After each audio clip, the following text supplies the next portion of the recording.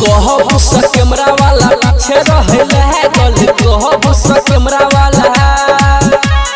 कहबू सा कैमरा वाला पीछे रहेला है गली प्यारे में वो करार भेल रहे पागल न जाने कब नैना चार भ गेलै ताले डीजे वाला लक्का फरार भ गेलै न छौरा डीजे वाला लक्का फरार भ गेलै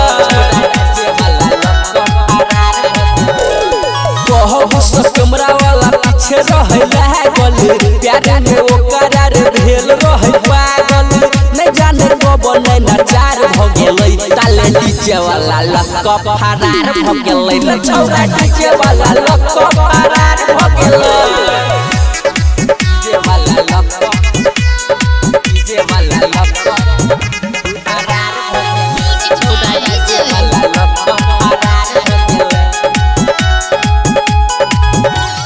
वीडियो बनाबे छौरी एक आई रे साझे से कैमरा वाला करे हेलो हाय रे डीजे वाला देखै छलै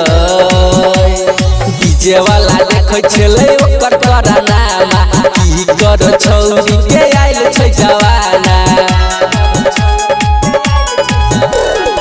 प्यार वाला बात इजहार क गेलै ताले डीजे वाला लक्का फरार भ गेलै रे छौरा डीजे वाला लक्का फरार भ गेलै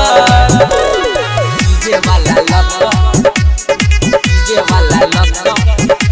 फरार भ गेलै छौरा डीजे वाला लक्का फरार भ गेलै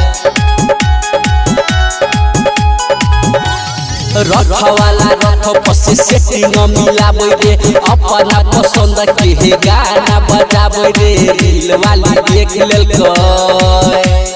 रील वाली देख लेलकै बुझा गेलै बात रे ओम रोहित संगे कोई देलकै घाट रे संगे कोई देलकै घाट रे कते छौरा से देखी प्यार क गेलै ताले डीजे वाला लक्का फरार भ गेलै रे छौरा डीजे वाला लक्का फरार भ गेलै।